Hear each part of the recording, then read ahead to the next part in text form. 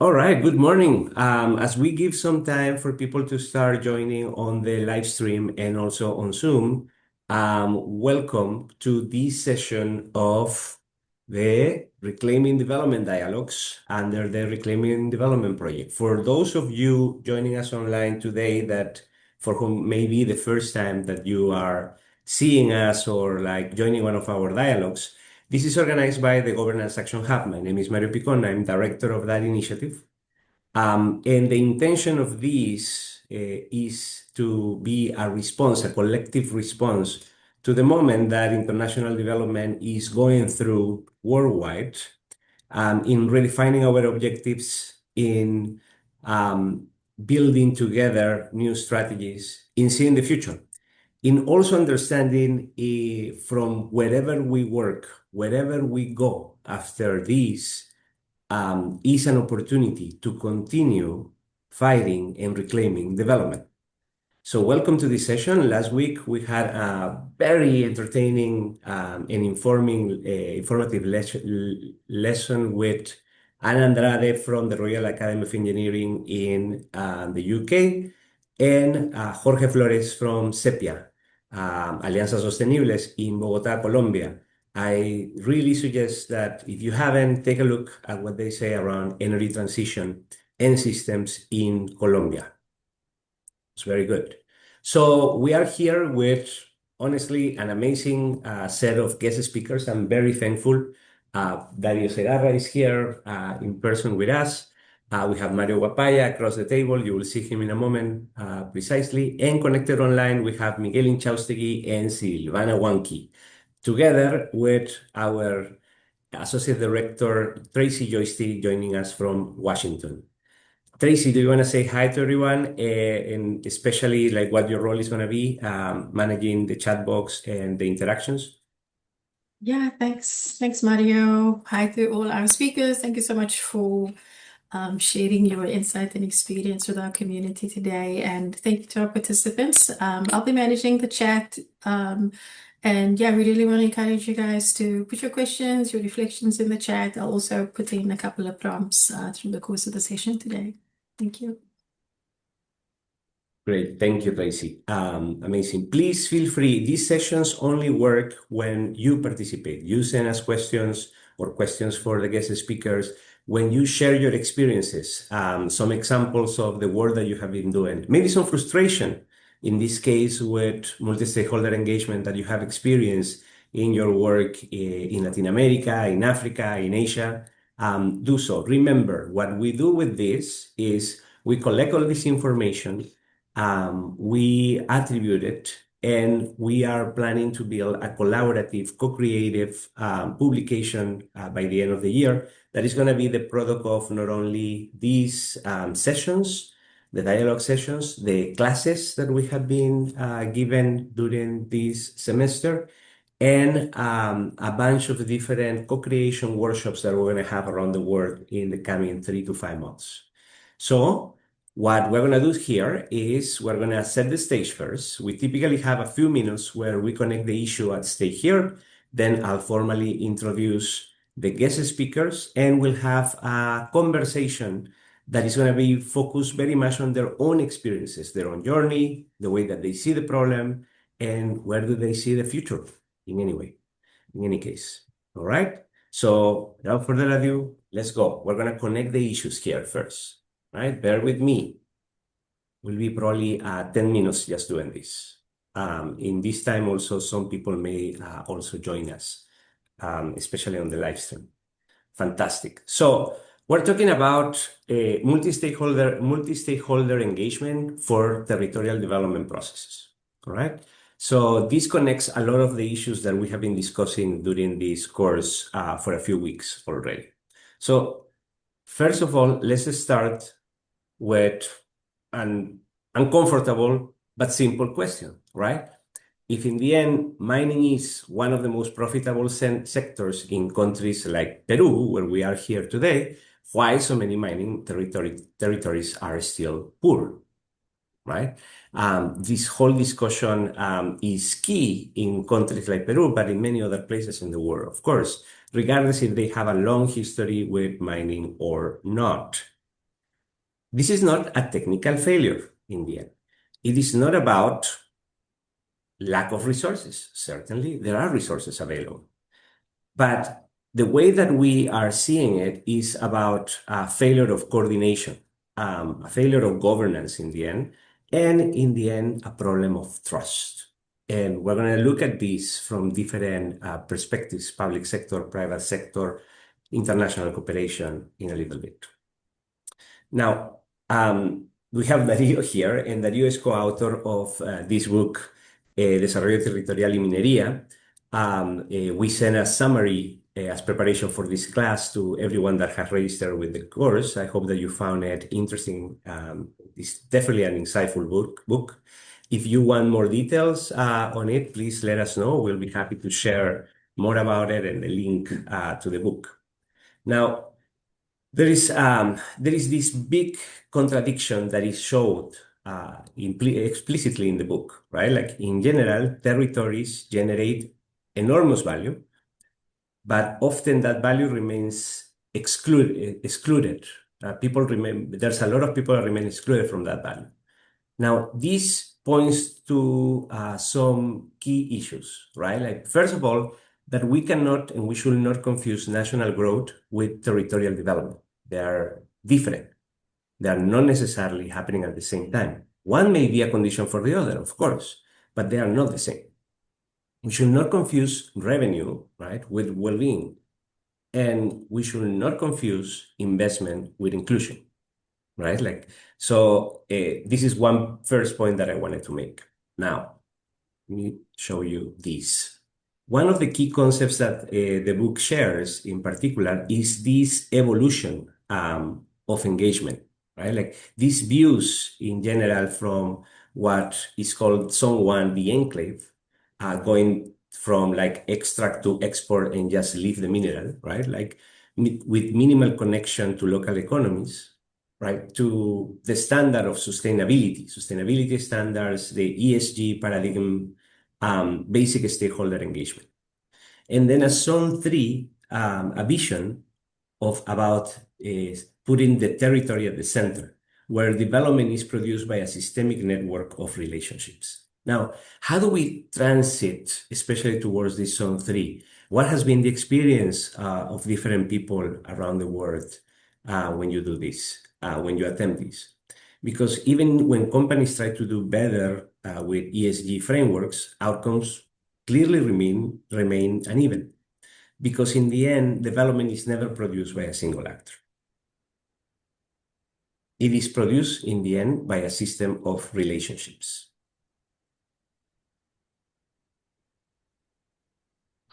Now, another term that is very present in the discussion is the term shared value, right? Like, and Miguel has been proponing a defender, an advocate of the of shared value from the private sector, and particularly from mining in Peru for many years. That is how actually I originally met him.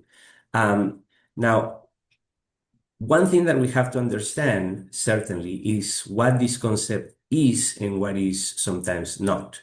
First of all, if we're talking here about multi-stakeholder engagement, right, like which is something that we use a lot, there is certainly a difference between what we end up using the term for and maybe what the potential of that term could be or should be based on this zone 3, like this vision of the territory that we are pursuing.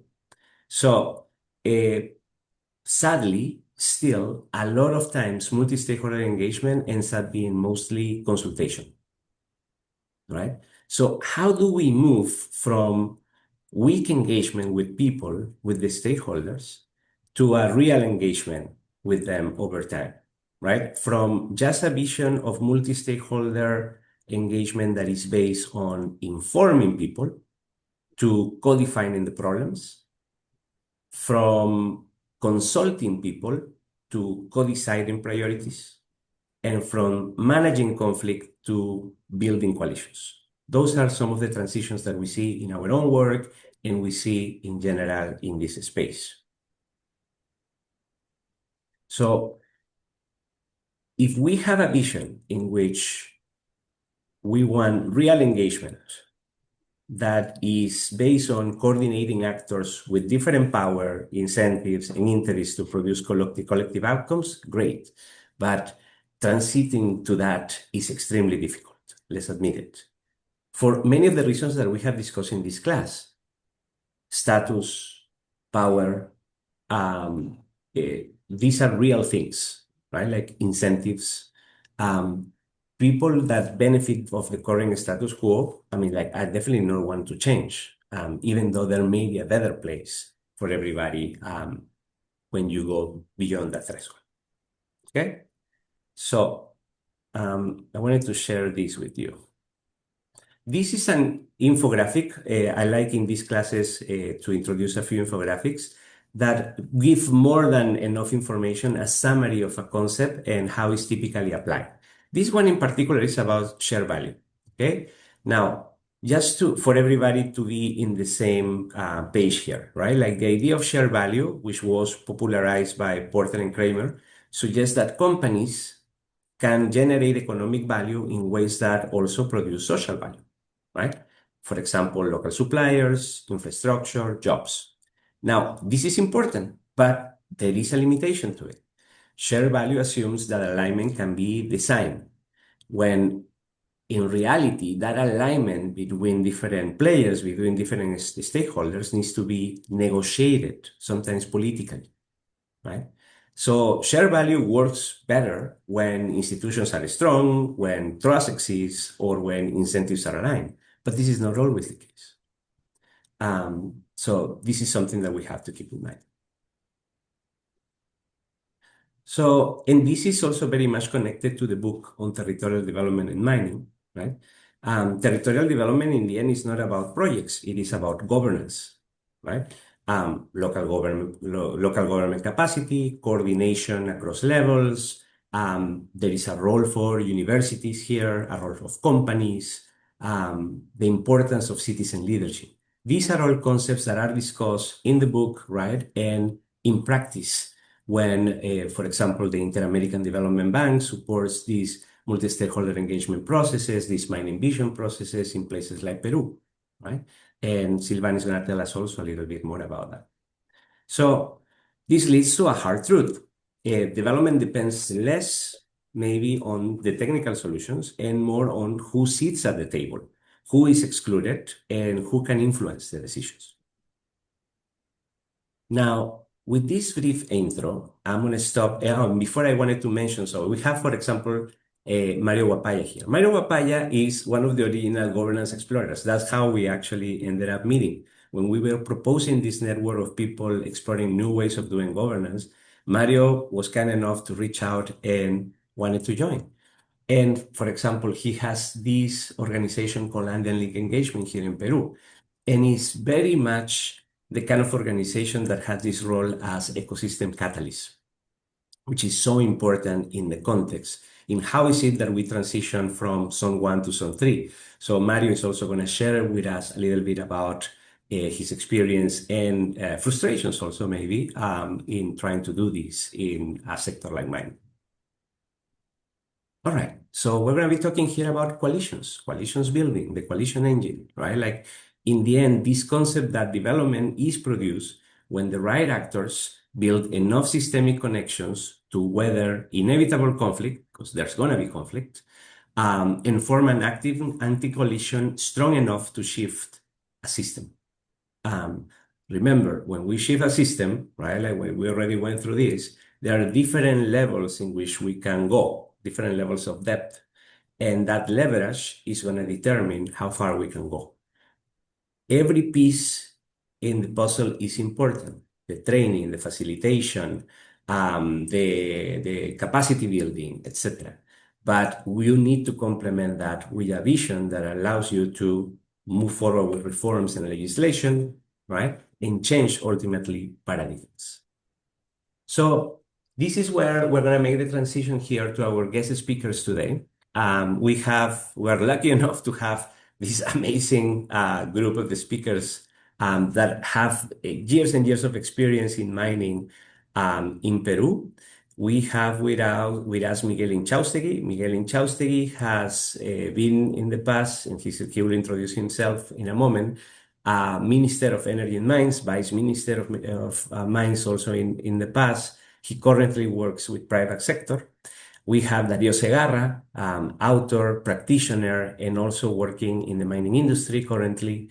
We have Silvana Wanki, who works at the IDB, precisely doing this kind of work of multi-stakeholder engagement in the country. And we have, as I introduced before, Mario Guapaya, very much focused on the ground facilitation. So we're going to start here with a few questions for everybody. First of all, I mean, feel free when you want to intervene to introduce yourself to our audience over here on LinkedIn and on Zoom. And please, we're going to have a conversation motivated by a few questions out there. So if you don't mind, let me start with a question for everybody. And maybe Darius, since I have you over here, I mean, you can start us up, right? And this is more a personal question, right? Like for us, it's very important to understand what is the personal journey of people too. So, at Mario, what moment, I'm sorry Tracy? to interrupt you. Would you mind stopping the screen sharing so we can see So we can see the the person. speakers? Good. Yeah, Very thank you. good idea. Very good idea. I forgot about that. So let's see. Now, how can you see us? Do you see us? Good. Yes. Yeah, Perfect. So it's I gonna, can see okay, you. the camera is just gonna go. Perfect. So let's start with you, Dario, if you're okay. Like, at what moment in your career did you realize, in general, that particular technical solutions maybe were not enough, right? That multi-stakeholder engagement was essential. Was it through your experience already in private sector? Is this something that you brought from before or somewhere else? Is it based on a frustration? Is it based on like seeing it work somewhere? Yes, if you can share also, and you can introduce yourself to our audience. Thank you. Yeah, thank you, Mario. Thank you for the opportunity to be here and be sharing this space with Miguel and the team, and Mario as well here, and Tivana. Thank you for having us. And this is very much needed, that to stop a little bit on the this race of doing, but to stop a little bit and reflect what are we learning so far, right? And listen among each other's, what has been these lessons and what has been still, of course, the challenges. But I think we can focus much more on the lessons than the challenges there. So going back to your question, I would say it will go all the way back to 2004. So it has been, Oh, this is very specific. Good. Very yeah, specific. because it comes from frustration. Uh-huh. It comes from a specific event where we were not able to, find a common ground. That we were, as a company, we were doing what the best lessons learned were saying in whatever was written back then. And of course, about policies and about procedures and about standards and about, checklist of things. And so based on the, let's call it recipe, um, check. So things should be going okay. It didn't happen that way. It didn't happen that way. And it was pretty bad, actually. It was a confrontation that was very much violent. And in that process, it was a lot of reflection. I mean, what is going on? What are we doing? And of course, the emotions are very high. And when conflict gets to that level, um, so I was very much in the mining engineer part. I'm a mining engineer as a background. Right. So my training is on engineering tools and math and statistics, things like that. So I was challenging myself. I don't have the tools. I don't understand this, right? I don't have the right tools to really approach this challenge. So that's when this all started to realize that there is not just one solution. There is not just one way of doing things. Um, that there is not a permanent solution either. This is a process that will never end. It's a process that you need to equip yourself and you need to think beyond yourself and you need an ecosystem that strengthens, is ecosystem that develops the skill, is ecosystem that develops the ability to actually, sustain coexistence and sustain, therefore, development. So that was, and then it started a long journey of trying different things. I think as part of a bunch of people that have dedicated their lives to do what we're doing in terms of development, I got the fortune to start with no training. So I needed to understand with what I got. So it has been a permanent process of not knowing enough. And I think that has helped so far very, very much in how. That's why when we were talking in preparation to this, is that I think I'm more a practitioner than an expert, I cannot provide knowledge without trying. This has been a lot of trial and error in my process. Oh, that's fantastic. Thank you so much. Like so many interesting things there. Like, first of all, my leadership professor will be actually very proud and very interested when you were saying about the value of not knowing, of approaching many of these challenges also as a practitioner and as a person that is new in many ways. And this doesn't have to change necessarily over time.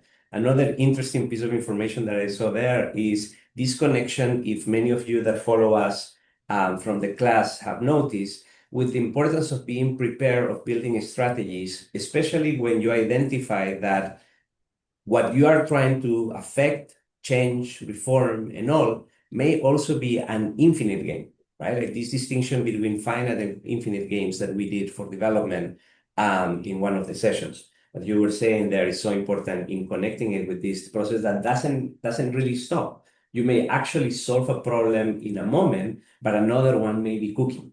So how is it that you equip yourself and others like you like to be able to deal with this over time? Thank you. That is very valuable. Now, I want to transition to you, Miguel. Particularly, and of course, you know that I know you already for years. I mean, like you are an amazing person, and we have seen this work with you, like transitioning, like dealing, working within public sector and also with private sector. And you have been a big defender of the idea of shared value here. But how did that journey start for you? What is it in the beginning that you said we have to try something different here?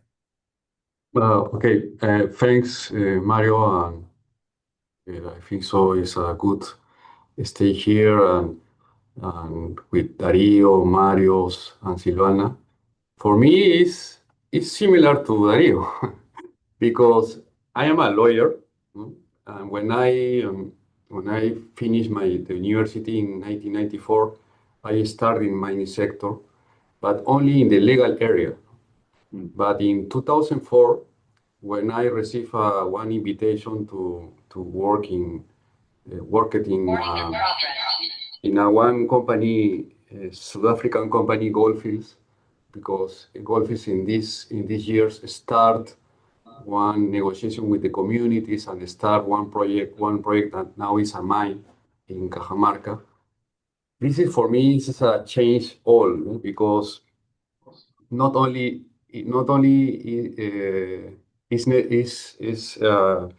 important to review or to resolve the problems in the legal aspect. We need to include other aspect.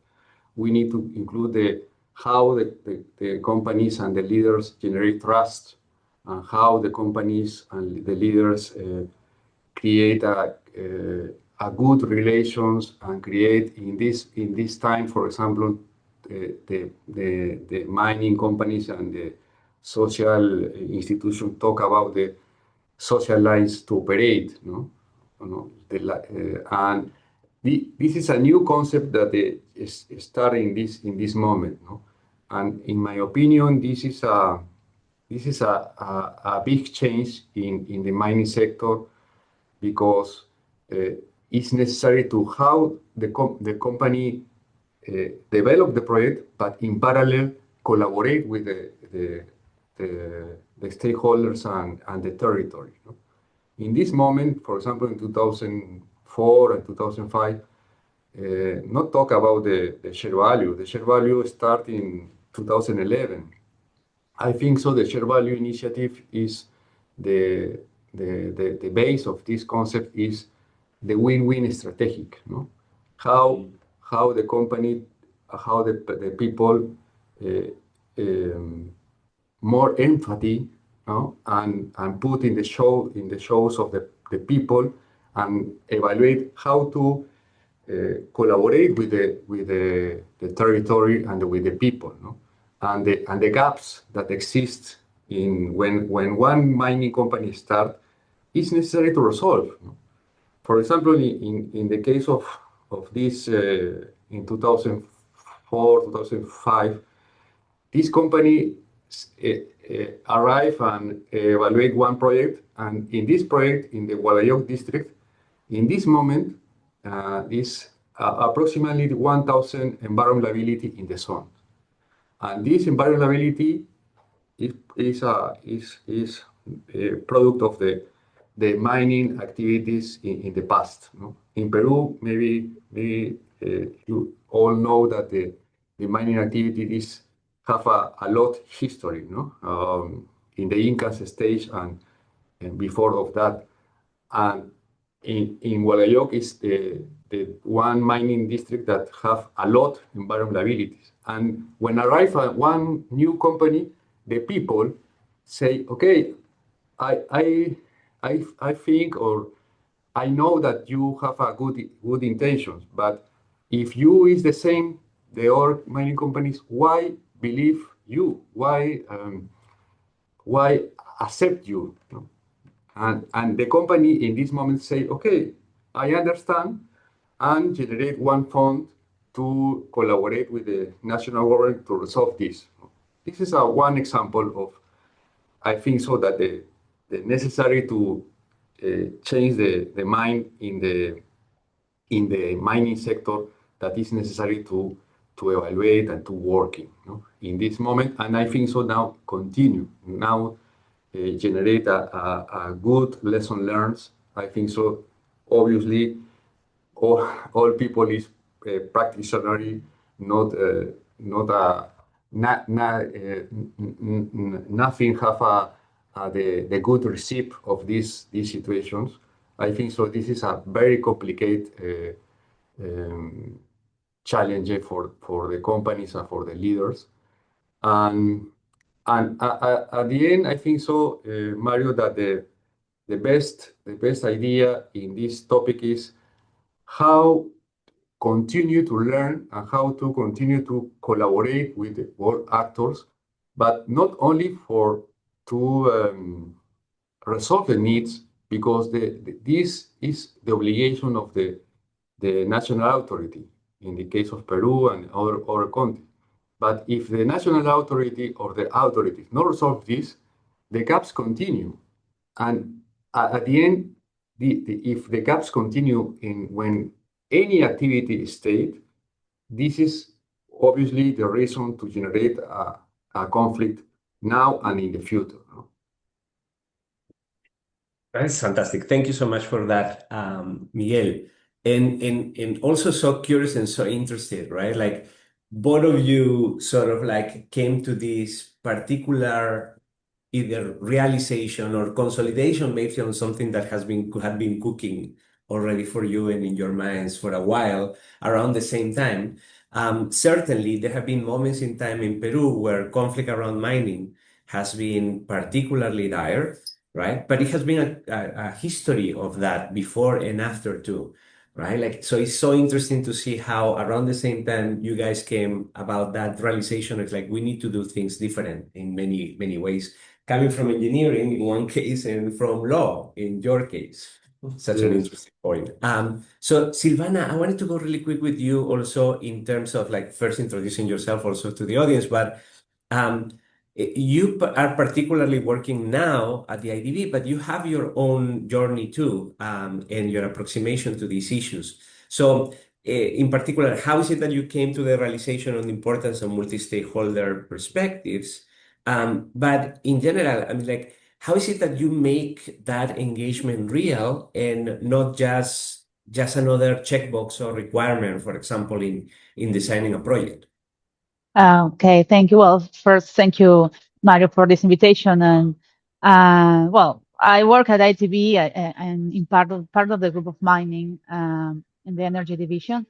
But before that, before I joined the corporation world, I actually have experience around mining topics, not within the mining company, but at the public sector, at the mining of economy and finance, for example, on in academia. And actually, it makes a lot of sense what Miguel and Dario has been talking about, because before I joined this corporation world from the outside, multi-stakeholder dialogue typically looked in the past, especially like effectively a to-do item. Like it's like a common idea that is something to get short-term social alliances, for example, without any real transcendent measure or action behind. That has been in Peru in the past, typically. Usually, this in transactional spaces, or I actually had the impression there were like transactional spaces between company communities, and in many cases, many actors in those tables, I think they knew that, because I actually studied social conflicts in Peru, but from the academic side, and talking with some communities. So I had the impression that there was the common knowledge. So sometimes they showed up maybe knowing that it's a requirement, one partner to arrive with some sort of defensive strategies, not constructive ones. And that was like the repetitive dynamics created like perverse incentives maybe to the community to just protest just enough to negotiate. That's what it's looked at from the outside. But the thing is, nothing structurally changed from these spaces. You can tell who were making a documented follow-up, or maybe who were checking KPIs. But and let's not forget, maybe I can put the academic, a little bit of academic part here. Let's not forget this important economic concept, this collective action problem. So you leave individuals to pursue their own rational self-interest. It's probably it's very difficult to arrive to a social optimal outcome. So theoretically, it's quite difficult to reach optimal solutions in these kind of spaces. So this is something that when I actually entered the ITV, what's very interesting, because it is not a failure per se, but a structural feature of the game. So when you walk into a multi-stakeholder dialogue in the mining territory, the first question I was asking is who is in the room and what each of these persons are trying to reach in these tables, and how to make them achieve like socially optimal outcomes. Or put in another words, it's like we know that it may be misaligned incentives from each part. So to answer the question is, when does this engagement become real in these kind of spaces? You can tell that within these spaces, when incentives start to align, when you can just put everyone together just to see that they have common gaps, common problems, like biggest problems that besides what they want to reach individually, you can see a realistic improvement in these spaces, in the purpose of these spaces. So I've been seeing actually from the ITV, maybe especially from the ITV, that engagement become real, become transcendent, but when when individuals within these spaces can actually understand that they have to reach a common objective, which it's quite difficult. It's the most difficult thing to do, but I think that's the main point within a dialogue table, a multi-stakeholder spaces. You need to reach that, and yes, and I think that's when it starts to align to do something for everybody. So important. And also, like, because if you don't do it, also people realize, like, people are not dumb, right? Like, if you are just doing this as as a condition to just say, oh, I talk to people, I mean, like, they know it and they are going to manage and act also based on that. And also it's so interesting to see how here we're having already the perspective from like an engineer, an economist, and somebody from law, right? Like, and they all come through different journeys, in different times to the conclusion and importance of doing this right, this multi-stakeholder engagement right for territorial development. As a quick reminder, Tracy is working on the chat box. It is important whenever you get a chance to answer some of the prompts, we record that, we follow up, we check with you, and potentially we include some of your contributions also in the final document that we're going to be generating for the Reclaiming Development project. So feel free to please contribute, follow up with us. It's important. So let me just move from the personal journey then, and this is going to connect with the personal journey of Mario too, right? Like towards patterns.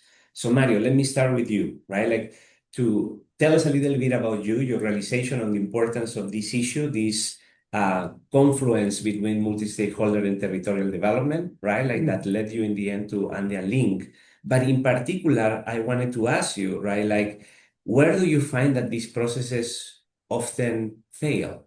Yet. Well, thank you, Mario, and all the team. It's a pleasure participating in this class. I follow the class from the beginning of the course, and I think like it's bringing fresh air to the all discussion about development, bringing some practices, some testimonies of how to think in another way. When you talk about the territorial development or coalitions, it's all the time sounds like a very, logic thing to do. It's a very thing like everybody should share as a mission, right? But in the territory, it's not necessarily like that.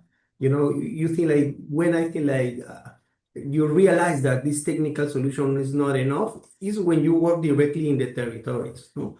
But there you can see, and it's obvious that these solid technical solutions, you have a very well-designed project, strong, very, very strong investment plans, and yet the things don't move forward. We are the same sometimes, or the people don't feel like it's enough. And I think like it's the constraint is not technical, no? The constraint is more relational and institutional, no? And I feel like it's about how these actors interact, how decisions are made, and where there is a shared direction, no?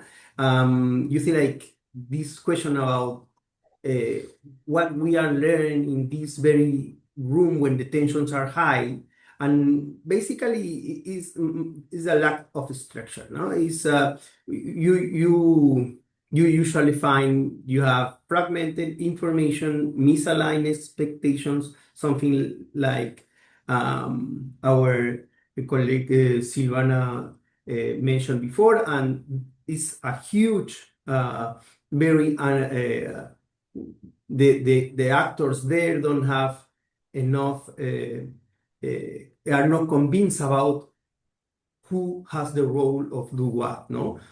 So these are not necessarily not well-intentioned actors. And the actors are struggling to organize the group to move forward, no?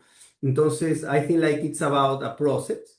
I think like a very good to shift is thinking about who decide what, based on what, in which information, and with what the time horizon. No? This is a way to start move this conversation to with other elements, no?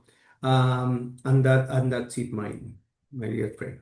Awesome. That's terrific. Thank you very much for pushing us here.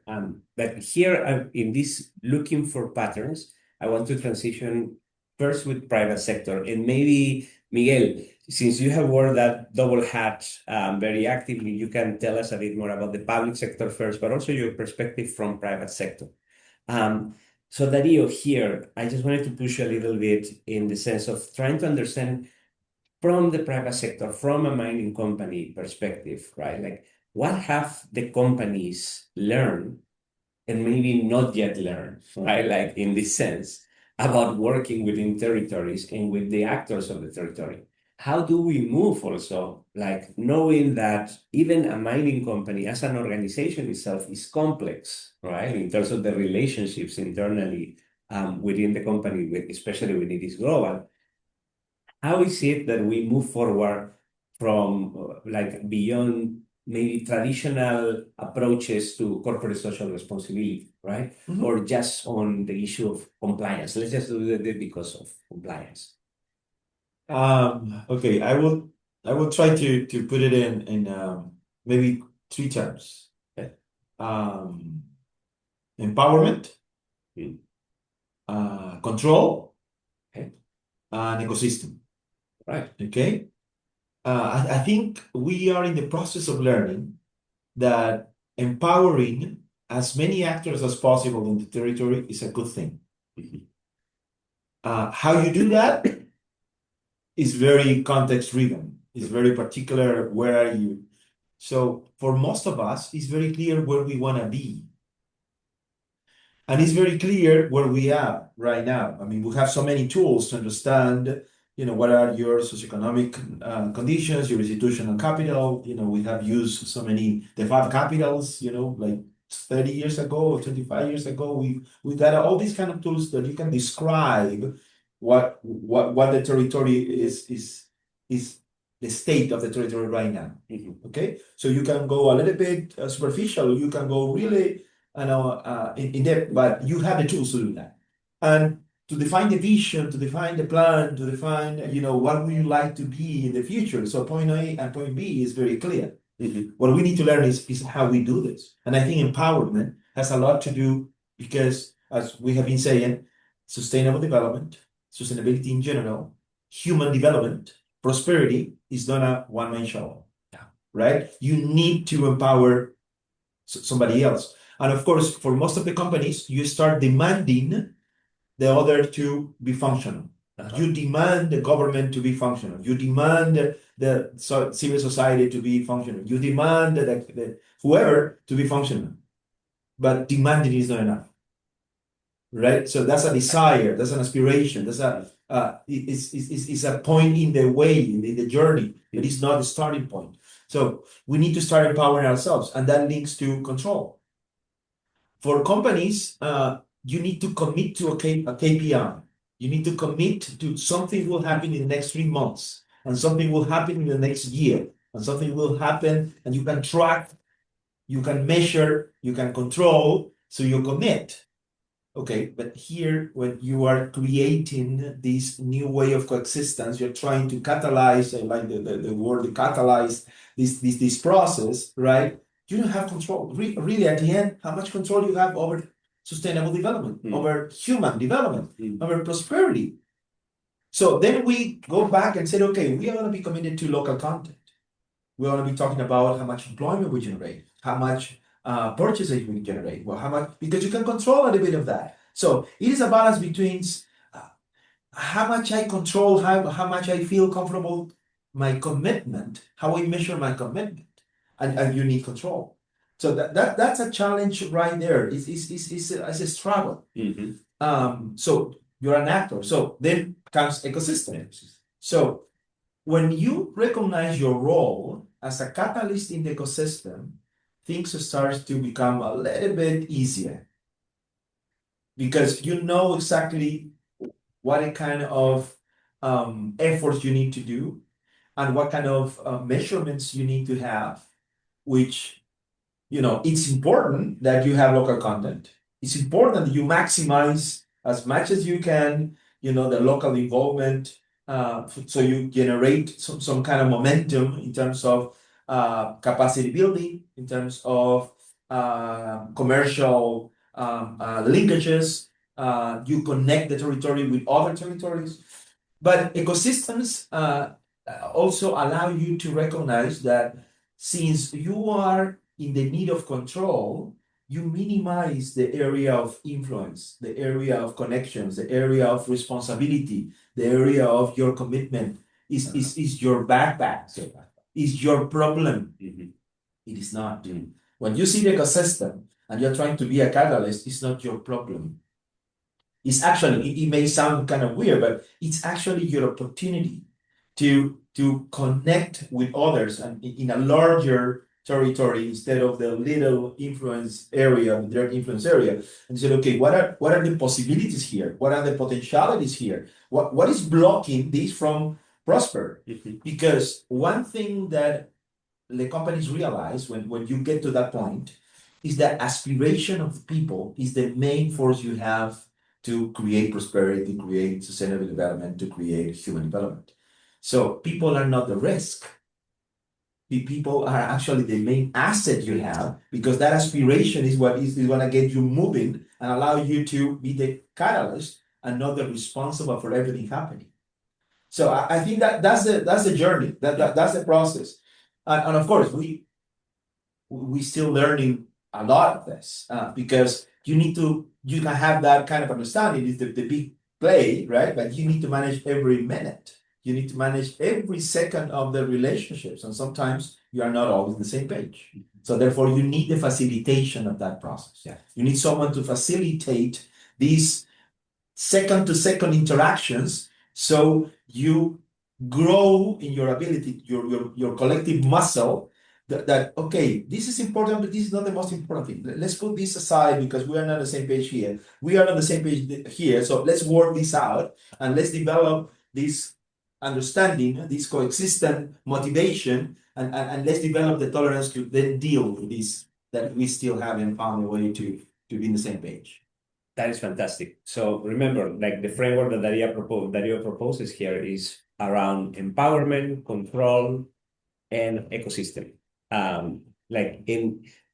find it so fascinating also because this has to do with a lot of conversations that we have been having throughout the class, but also in our own work, very much looking at also the difference between being accountable, right, and taking responsibility, which are not the same things in this sense.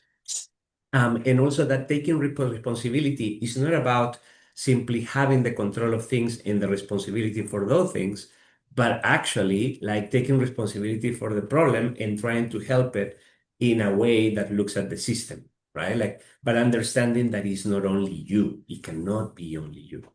Anyway, much certainly to discuss over there. Miguel, I want to push you here particularly with a perspective from your experience in public sector, but being very much acknowledging very much, right? Like that you now are working in private sector, right? And that transition may have been a bit different for you this time, right? Like you started in private sector and then to public sector.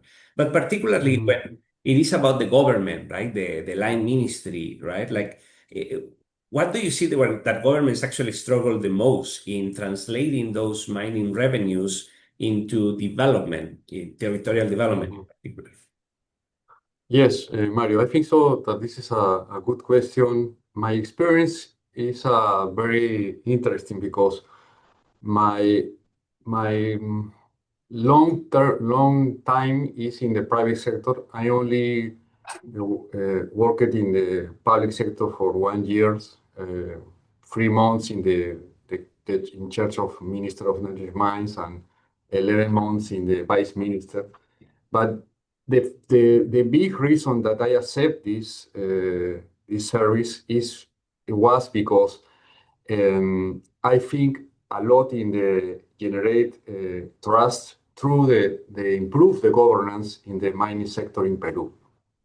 When I stayed in the private sector and with Dario and other mining leaders, for example, meeting and talk about how to improve the relation with the community, how to improve the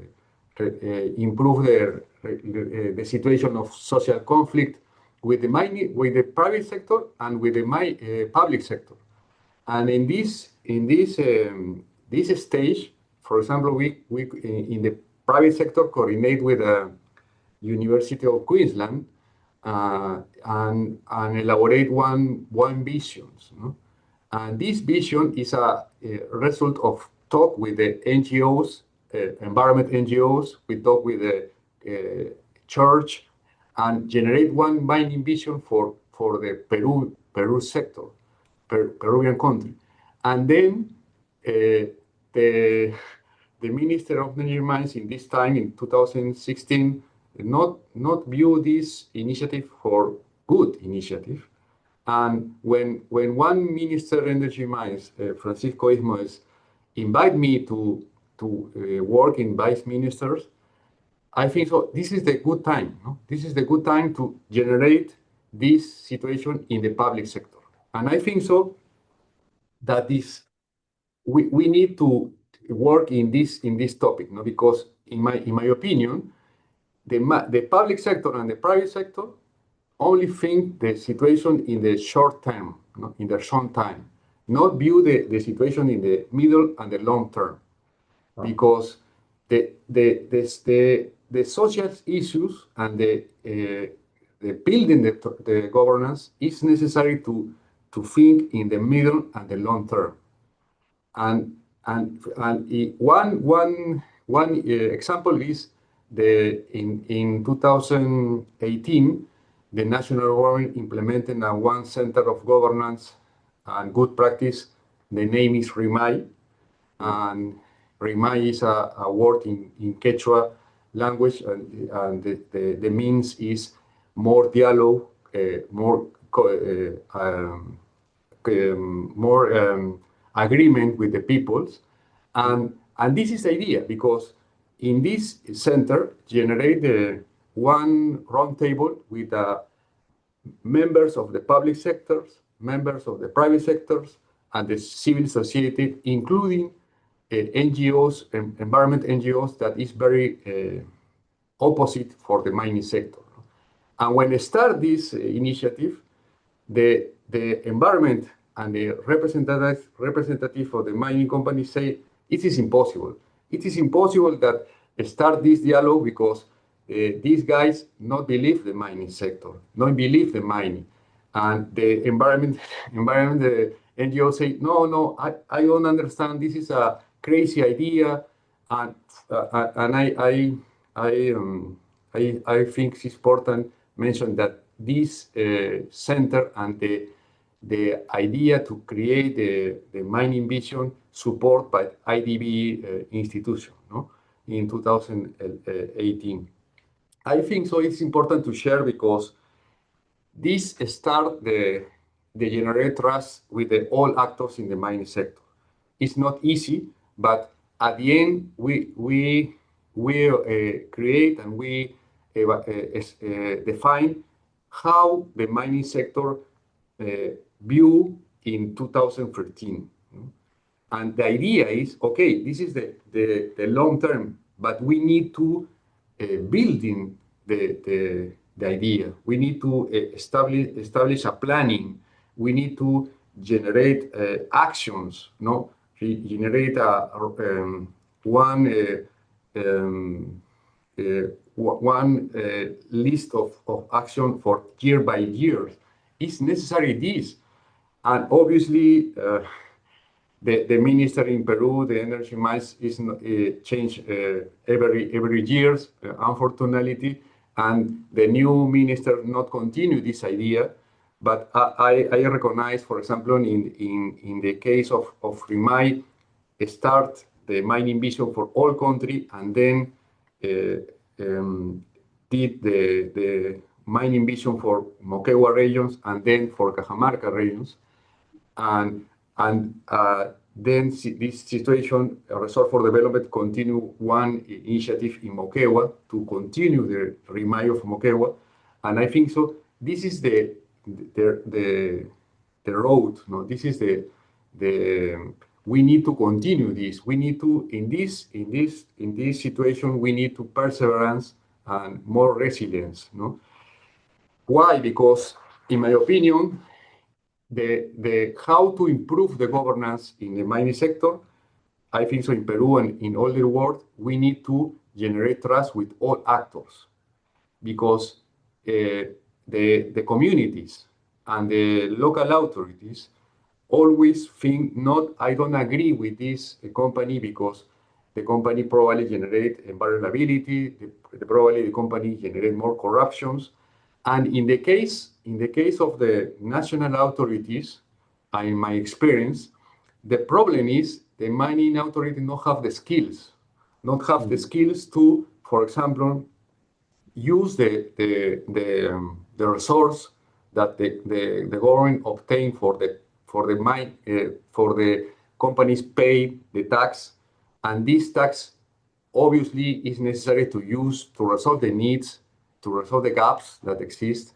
But in the case of Peru, the 50% of the income tax to transfer to the regions and the local authorities. And the local authorities have the money, but not have the skills, not have the technical skills to use this resource, this money, and resolve the needs.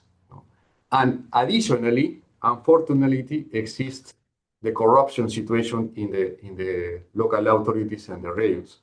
And this is the unfortunately this generate a big problem and the big frustration for the people. No, the communities and the local authorities say, okay, this is an important mine. I think this is a good mine. This is a copper mine, gold mine, but I don't see the change the situation of the territory. And I agree with Dario that say we need to empowerment, we need to work together with the authorities, and in some part of country Peru, no, in Moquegua, in Cajamarca, in Cusco, that some mining companies collaborate with the authorities and give the assistance to use correctly these funds, resolve the needs, and the situation is different. But this is only one point. We need to work very, very hard, and the continued situation of the gaps that exist in the territory continue, and we need to improve this. We need to generate, for example, a new initiative. In Peru, for example, now exists one initiative that the name is Tax for Works, no? And it's the same. It's a very how to use the tax that the company paid to generate sustainable projects or technical projects to resolve the needs. I think so. It's a very challenging, and the governance at the end, in my opinion, is how to continue more collaboration, how to continue generate dialogue with all actors, because in my opinion, the most important is it's necessary to continue generate trust with all actors in around to the mining sector. It's great. I mean, again, that connection between like the discussion, the challenge of trust at the local level, which I mean, like involves everybody, right? Like we're not talking about like the particular community next to the mining project, but it's different elements and spaces within the local society, right? Like here we're talking like the universities and the engagement with Yes. them, right? Like different elements and different types of civil society organizations, right? Like you may have NGOs very much focused on environmental protection, others more focused on job creation, for example, right? Yes. How Yes. is it that we are like going in the same direction also in terms of territorial development, acknowledging that it's not going to be a straight line, right? Like that it's going to be complicated. And on top of that, you have the challenge of a national government that has been in a chaotic mode for many years already, right? Like with that potential also of action and work and results and impact that comes from engaging the subnational governments with all their own problems, right? Certainly in lack of capacity in many cases. But we see that that is changing also. There are a number of different initiatives in Peru. So Yes. in that transition from moving, because you have already started as Miguel, like starting thinking about the future and what do we need to do different, right? But I want in that transition for Silvana and Mario, maybe telling us, sharing a little bit about in general, when is it that these multi-stakeholder processes for territorial development fail, right? Like, and in the end, maybe if you start telling us a little bit about, according to your vision, what is it that we can do about it, about those failures or those limitations in the process so far, especially when you start these spaces but because trust doesn't follow immediately, right? Trust is built over time, and then you may lose it very easily too, right? Along the process. How is it that we engage more effectively in this infinite game in the end? Silvana or Mario? Maybe I can start, Mario, and then I'll give you the posta. Yeah. Oh, Well, okay, yeah, you start. yeah. I can start or you want to start? Maybe I can start putting some Okay. points. Maybe you can Go ahead. Go complement. ahead. I have an idea in my head. Yeah, no, actually, this is not a phrase that Daria mentioned before. It's like a trial and error. Here is the same. I think it's the same because, well, from my perspective, it's like one of the main issues that we tend to. It's that we actually tend to overestimate how much can be solved through with the a proper design. How we can just build like a very beautiful framework, diagnosis, roadmaps for these spaces. But um, I think we need to understand that there is a lot of real incentives behind. I mean, we need to understand that first, and then be flexible. So flexibility is the key. I think it's the key. We cannot come with a structured agenda for this each space and what we are wanting to achieve in the next month. No, it's the flexibility. We need to be flexible, open enough just to change the strategies, but without getting out of the main script. What is the main script? The common well-being. So it's really this is why it's so difficult and actually something that I want to bring also is what Dario mentioned. It's like we cannot control development. That's for sure. It's quite important, but we actually and she said they can control commitments. So what I had in my mind here is that we need to ask ourselves why this space should exist. So why do they exist? So because why in mining especially? Because mining is not just another economic activity. It has the potential just to create like deep changes, deep structural changes in the economy and local changes. So because the scale, long-term nature, and also I think it has the potential and it will reshape productive structures, either positively or negatively, but it will change it. So, and there are also many actors involved, companies, communities in the influence area are going to be affected, regional, local government, et cetera, et cetera. So why is this multi-stakeholder dialogue so especially important? Is because they're not only managing maybe potential conflict. No, it's about guiding what this transformative potential how to guide this transformative potential for this economic development that we cannot control. Of course, will these spaces will reach economic development? Of course not. Of course not. But this has to be the main goal. It looks contradictory because I'm saying aim to local development, but consider incentives. So this is why it's so difficult. You have to put yourself or put this dialogue, these spaces in the middle. So in order to reach small concrete results.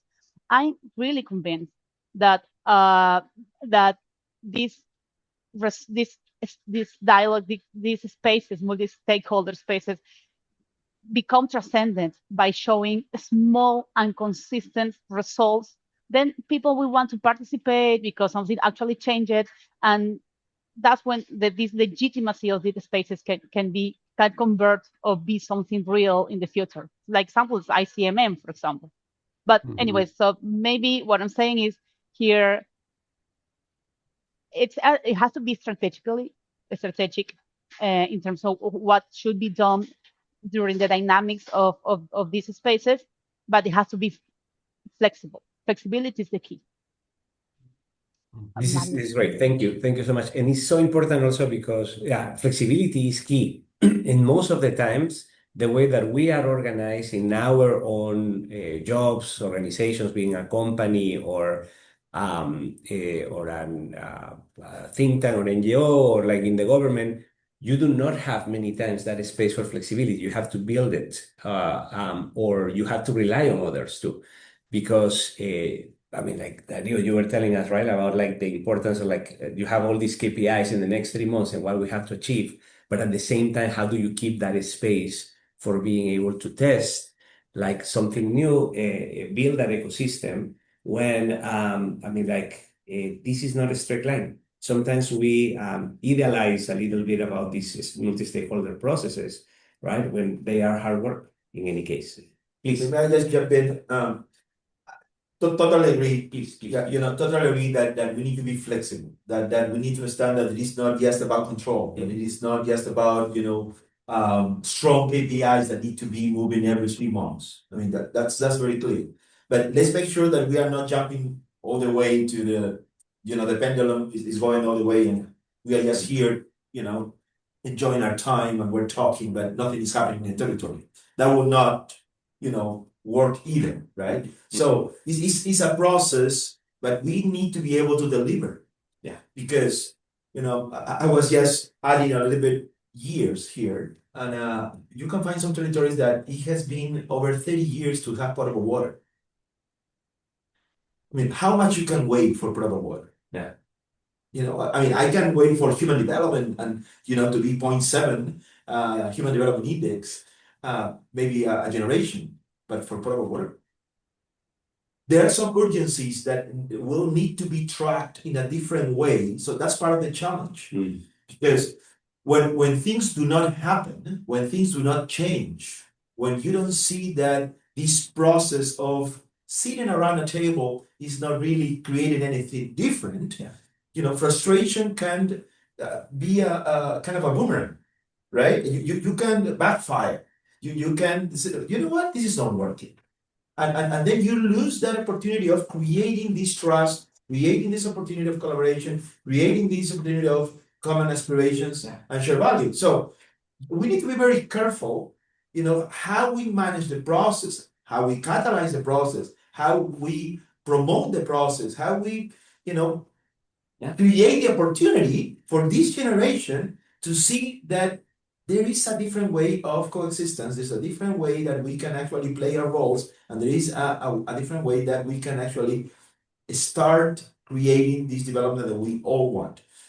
So there need to be some kind of commitment to the point that you will not rest until things get done, right? It is not just to talk about it, right? Yeah. And it will take a lot of resilience, it will take a lot of commitment, it will take a lot of emotional intelligence, it will take all that, right? And all the whole list. But you need to commit and do not rest until things actually happen. Even the little ones, maybe it's a little bridge, maybe it's a program for anemia, or malnutrition, or whatever it is, you need to deliver. Yeah. You need to deliver. You cannot just talk about it and nothing happen. So it's pick the battle, pick the challenge, but you need to deliver. Otherwise, you're not catalyzing anything. You're not creating much value, really.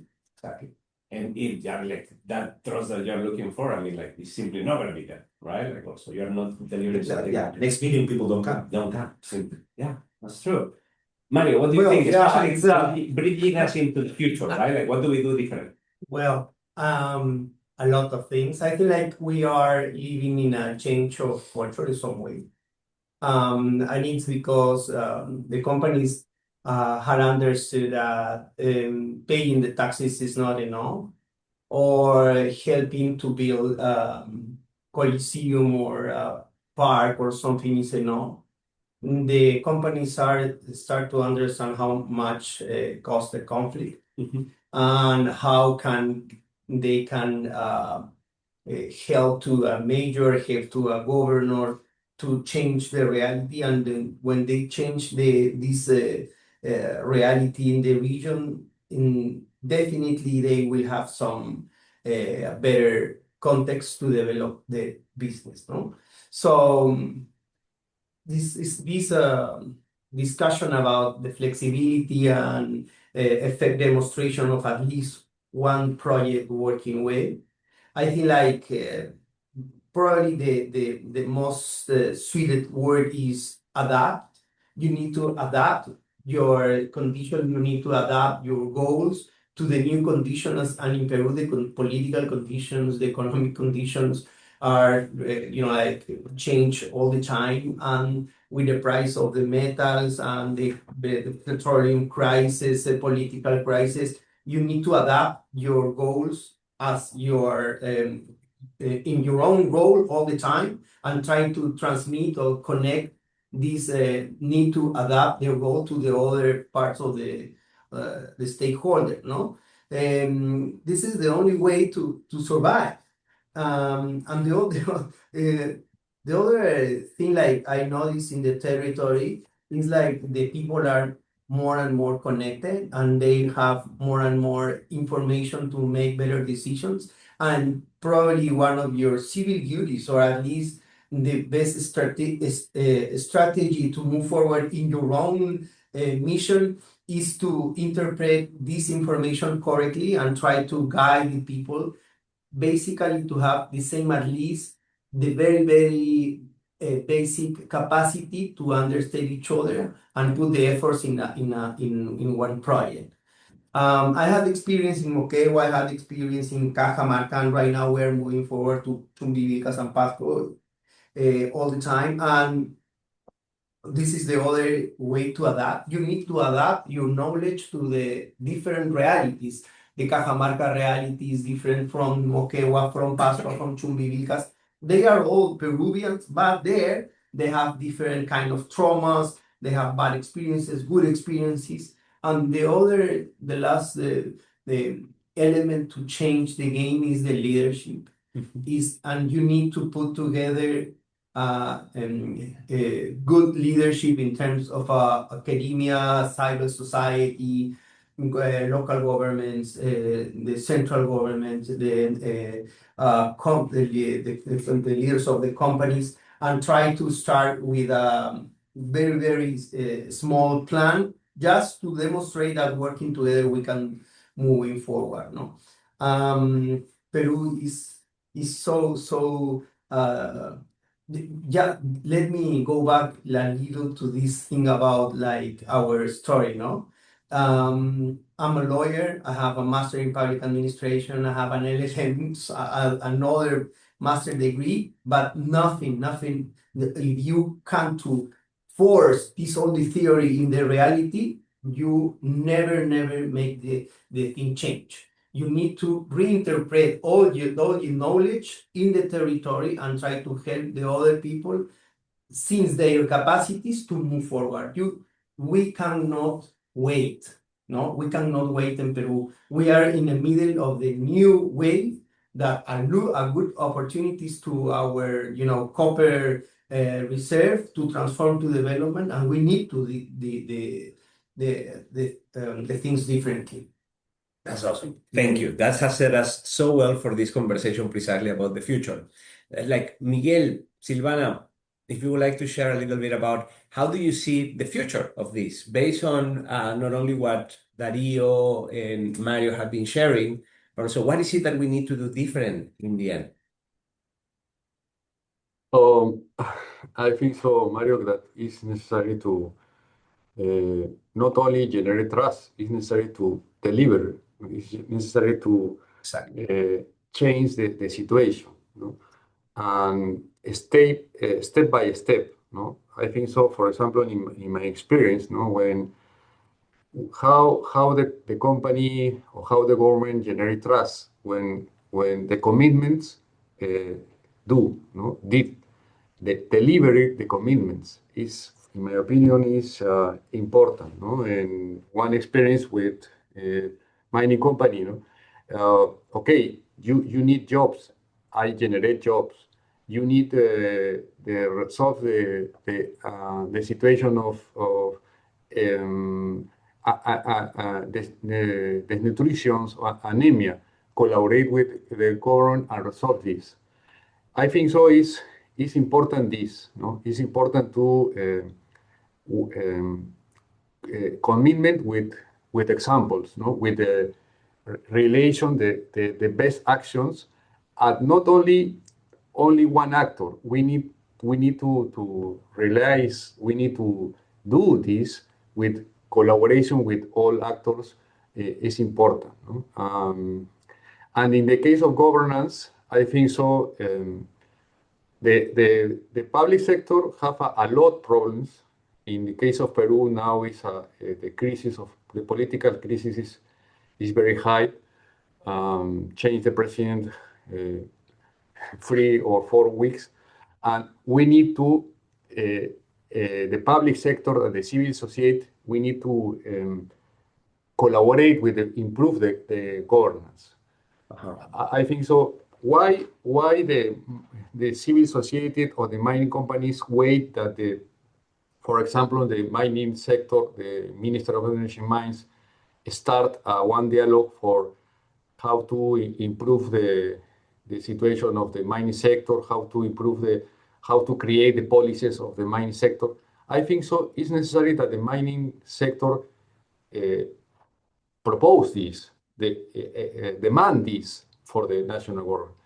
And I think because I know the IDB and World Bank and so for development now is available to collaborate in this initiative. The only need is that the authority request this for the International Development Bank or World Bank or other institutions.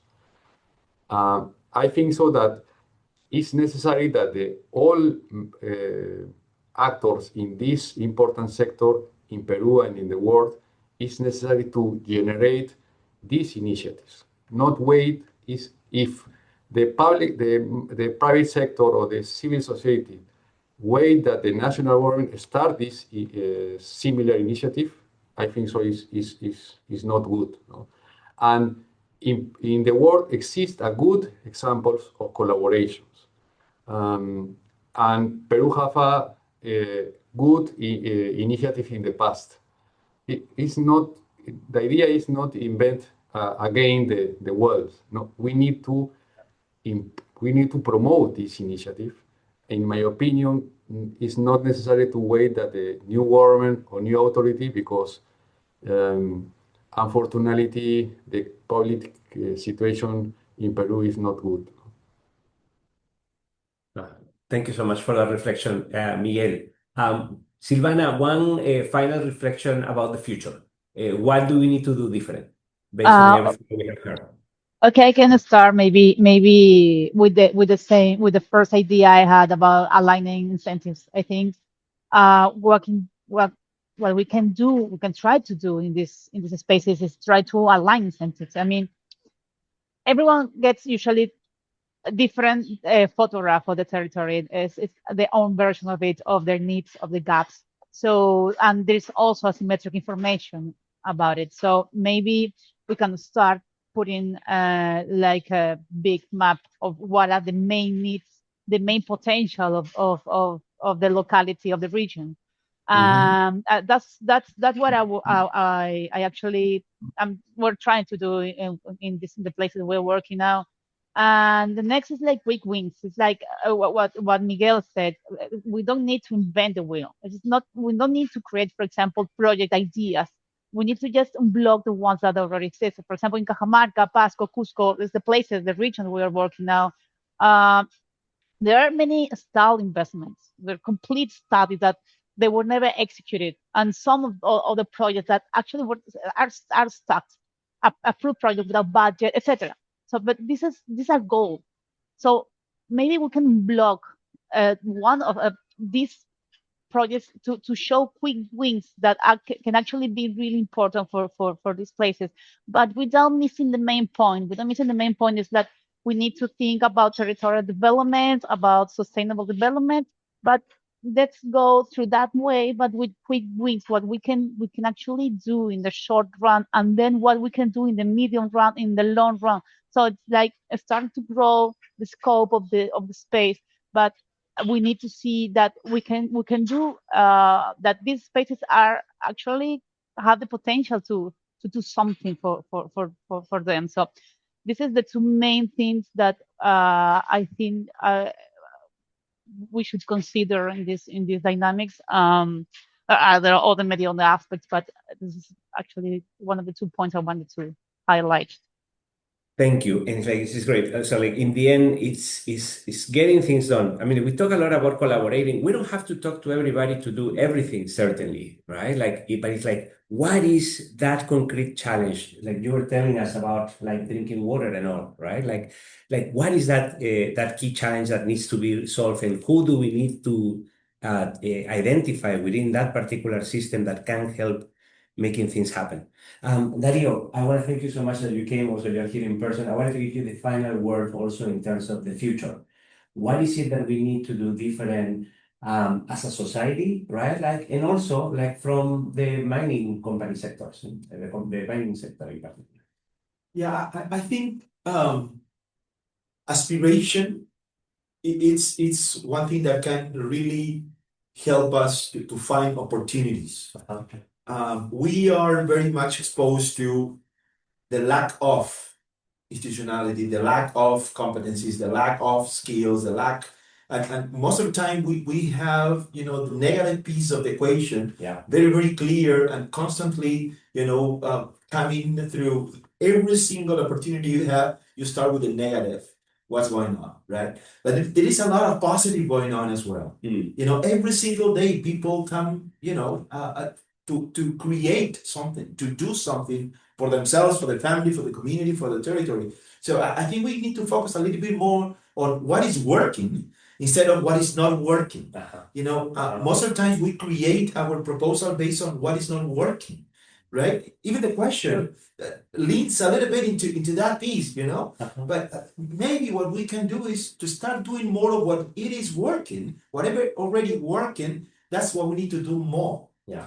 So I think we can get better catalyzers when you position yourself as an institution, as professional, as individual, trying to help the good things to keep growing, to keep happening, instead of focusing so much on what is not working. And that gives us an opportunity of this collective muscle. This ecosystem starts to realize, I mean, we're pretty good doing this stuff. What from this stuff we can learn, so we start jumping into the lack of things kind of equation, right? Because it's going to be very hard that we build something based on what we do not have. We build development, we construct prosperity, we construct human development based on what you have. So let's focus on what we have. Let's focus on what we can do. Let's focus on what are the possibilities. Let's focus on what is already working that we can do a little bit better. So we learn from that and start jumping into the other piece of the equation. I'm so thankful for that. Thank you so much for that reflection. That definitely brings it home. We wanna close already in just 2 or 3 minutes this seminar, this conversation. I hope that you find it enlightening, informative, helpful. Also, as you who are listening us from everywhere in the world, right? Like you are sharing a little bit about what you're doing, your challenges, maybe your frustrations with these approaches too. Like, and how is it that we can build from what we know that is working into that future, that collective future that we are aiming for. I guess that when I connected also with issues of the class, it is very clear, right? Like that also when we want to affect systemic change, like in this case, right? Like you also need to find the others. And I have found that through this work, through these conversations, right? Like we are finding the others, the people that actually want to try something different, want to reform things, want to work and build on what is working already, right? Like throughout government, businesses, civil society, academia. Mario, yesterday we had a meeting, an amazing meeting about this amazing program that they have at the Ministry of Energy and Mines, right? Like, and there's so much potential there to reach to so many people, right? The name is PIM, if I recall it. Yeah, there's so much potential over there. And you have already there a network of 6,000 people maybe around the country. There's so much to see over there. Then is the issue that in the end, that talent for change already exists, but it tends to operate in isolation. How is it that we connect with each other among all these different people that want to affect change?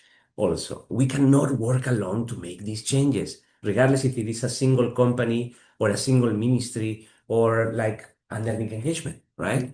How is it that we move to a hub approach? You'll have all this information in the slides that we share with everybody participating of the Reclaiming Development program. And then you have all these experiences in regions. How do we start connecting them? You're not sharing that. I'm not sharing that. You're sharing. What is it? Oh, Tracy, am I sharing the slides? I put this, I was put share for this. Can you see the It's map not of on, it's not on full screen, but we can see the you can slides. see the slides. Okay, good, right? Like, how is it that you connect these experiences between regions? Like Miguel has emphasized, like this experimentation in regions, in the end, how is it that we connect those experiences and connect those that actually want to try something different in those different regions? In the end, remember, understanding the system is not enough. We need also positioning. We talk about strategies, development strategies, positioning in this class, right? Like, where do we intervene with the greatest impact? With whom do we ally strategically? Which battles do we choose to fight? And which ones do we consciously avoid for now, right? Like, these are not rigid execution plans. It's an art. It's really a decision of a choice of choosing the right positioning or the best positioning possible in any case. We leave you with this in any case. Multi-stakeholder engagement is not about only inclusion. It is about building coalitions capable of acting in systems where interests diverge. Of course, you may feel to debate this, and we can debate it internally when we meet next week to discuss governance and state capture. Now, an easy topic. Thank you very much to everybody that participated: Miguel, Silvana, Mario, Dario, Tracy. Tracy, why don't you set us away? I know that you're raising your hand over there. Sorry that I ignored you. That's okay, Mario. I know we are at time, but I knew I had a question. I wonder if we could give her a chance to ask a question, or should just take a few minutes. I know if you're still around, I can unmute you, and if you could indicate who you would like to ask the question to. That's great. Anu, was it for anybody in particular on the panel or a general Oh, one? hi. Thanks, Tracy, and thanks, Mario, for bringing this wonderful panel from Peru. Hi, everyone. Mr. Louis Miguel, it's an honor to listen to you. I read a lot about you before attending this. It's been great to hear you. And also to Silvana and Dario, it's been a very enriching session. So certain of my questions, I think it was a wonderful discussion very briefly. So most of it was answered, but my very specific question to Mr. Louis is, sir, during your tenure as a minister at the Ministry of Energy and Mines, there's been a lot of very distinct activities like the Vision 2030, which has been created. And there's also been a very transformative social development engagement plan that you made. But I'm more curious to know, you also mentioned that social challenges and social complexities and environmental challenges are a constant in every mining cluster, and that will continue to remain in different forms.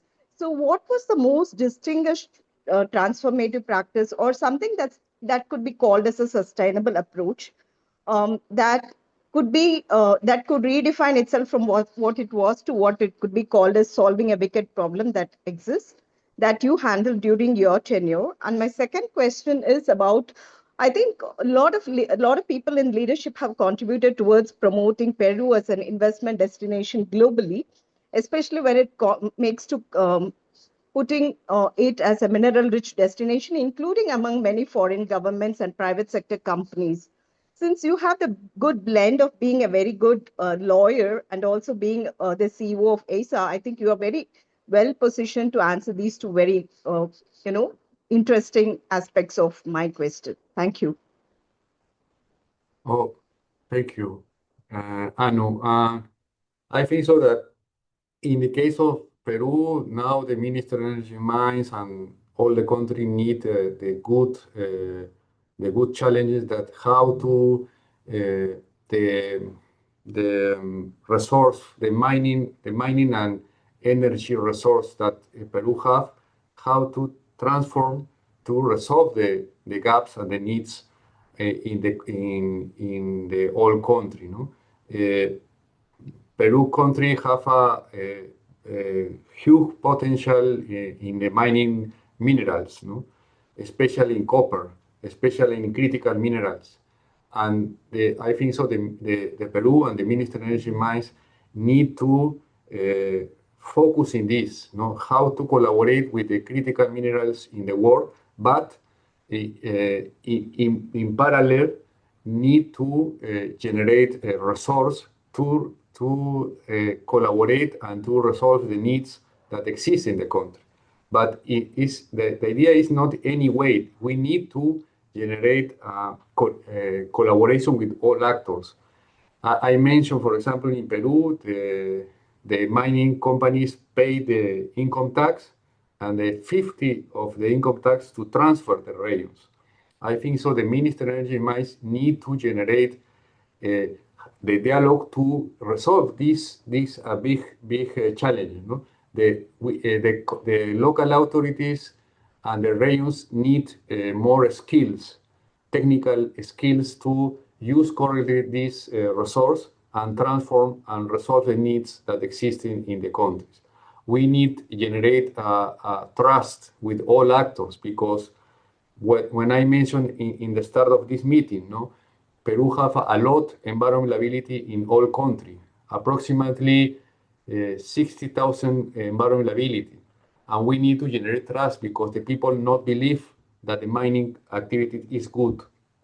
And we need to generate trust. We need to inform that how now the mining companies working in this moment. I think so. Peru have now an important presence of the most important mining in the world, and the ICMM, the representative, the mining companies that is part of ICMM start in Peru, and we need to generate this space to the dialogue to collaborate and start in the delivery actions, delivery resolve of the needs, the resolve of improve the activities, and one mention that is important that now generating all mining companies in the world, how they generate synergies of the operations, and these synergies generate more incomes to resolve the needs. And I think so in Peru have a potential evaluate the synergies of the joints of project and operation. For example, in Cajamarca, in Apurímac, in Arequipa, in Moquegua, exist important projects and operations that probably is necessary to evaluate how to synergy these projects, generate, reduce the environment impact, and generate more benefit for the territory. I don't know if I respond your question, but thanks for your question, Anu Rata. Thank you very much. I have a very small aspect to ask Mr. Dario, if I may. So, Mr. Dario, in your concluding remarks, you did just now mention that we need to, when we write a proposal, we need to be specific about what does not work. I think it's a very interesting thing, especially people who work with multi-bilateral organizations, because we wanted to document the bad lessons learned. So informal mining is a very is a strong impediment in most geographies. So do you have a very specific strategy or something like a notion that could be not like a transformation that should be centric to all proposals in the mining sector, not just of Peru, but all regions like Peru or even, beyond it. So my question to you is this. So. Yeah, thank you, Anu. I mean, we understand that the aspiration for human development, the aspiration for territorial development is very context driven as well, right? So we of course we have some general aspects that we need to consider, like collaboration, like it is not a one man show. It is a collective effort, and this is about governance. And I think those are key learnings in the process that can actually be transferred anywhere for any kind of challenge. Is who are the actors that actually need to develop this collective skill, this collective muscle to have a better management of the disputes, a better discussion, so we can commit to some common aspiration, and then we can deliver together. I mean that's something that we can apply to different kind of contexts. And I think that's what we are promoting, and that's what we are learning.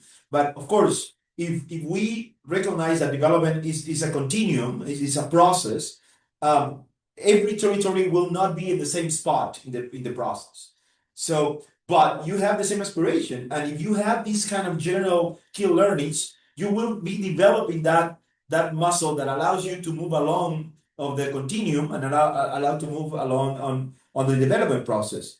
So I think that's part of the challenge as well. You know, I will keep that question, going and going, and I think it's a very challenging question, and I think by itself is a great question to say, okay, what are we learning? What is exactly the kind of things that we can, use here and elsewhere? Yeah. And so we challenge ourselves permanently. I think that's a very good and key question in that regard. We will need to also to recognize that is the resilience that takes to go over and over so the big change can happen. Sometimes, and I think it's a challenge for companies, but it's a general challenge for this generation. We need things to happen now. And it's hard to commit 6 months, 1 year, 3 years, 5 years, 10 years, and keep trying without, just jumping off. You need continuously to jump in. And this is a challenge for cooperation because you need to commit long term. As individuals, it's challenging because you commit not just to professional life, sometimes you commit your whole life, in processes that takes years and decades. Your reputation. And you may, whenever you start doing this, you're in your 20s, right? And then you're learning and trying to influence, but then maybe in your 30s or 40s, you find the opportunity to influence a little bit more. And then suddenly you are 60s, right? I mean, maybe you got 2 or 3 times to do this long enough to see. So that resilience, that commitment that at that level is needed. And if you transfer that to institutions, mining industry has the great advantage that whenever you commit to a territory, you commit for 20, 30, 50 years. And that's a great opportunity. Some of the commercial initiatives will not have that intent, will not have that incentive. So that's something good. When mines comes to these kind of territories, the commitment will come for 30, 40 years. But what about the other institutions? Right? I mean, and I have this conversation going with Mario that, how we get these other institutions to commit for longer periods of time. Because 2 years, 3 years budget may not be enough. But that's reality. Yeah. So going back to the question, I think I will keep the challenge of, what are you learning that can actually be transferred, elsewhere. And I will go for governance, I will go for collective muscle. I will look for trust building as deliberative and conscious intention to make it happen, regardless the moment how you feel.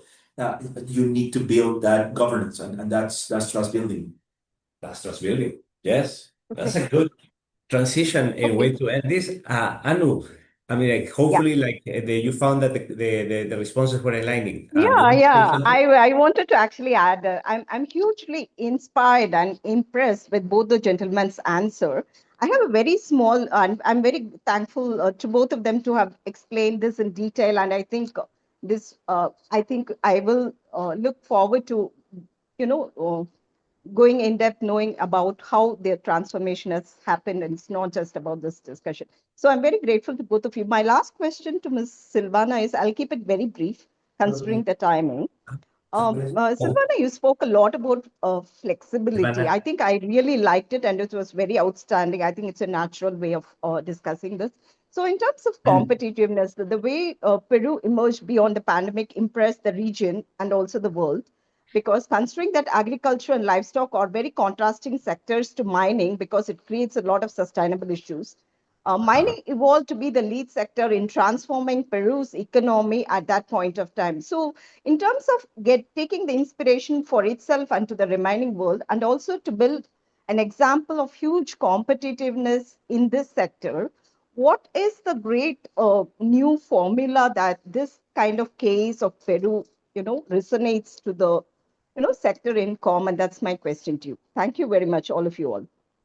Thank you, Anu. Like Silvana already had to leave, right? So like I apologize for that too, but Oh, no, all right, never mind. but what Yeah, we will do is like we will pass that question, and I yeah, actually yeah. have some things, if you don't mind, that I may actually add in my response, but we'll follow up with you. Sure. Definitely. I'm very grateful. Thank you very much. I No, did we not are notice very that. thankful that you actually took the time and you brought all these amazing questions for them. Thank you very much for your interest. Okay, thank you. So then what we'll do is like, because we are already over time, but this has been such an engaging conversation. Hope that everybody benefited from this. Send us your comments, additional questions that you may have for me or for the speakers. We'll follow up with them. We're happy to do that. And well, since we're already 10:44, I'm going to declare class dismissed. Thank you so much Thank to you. everyone. Thank you. Thank And good you. luck. Thank you, Tracy, Thank for leading us you. from there. Thank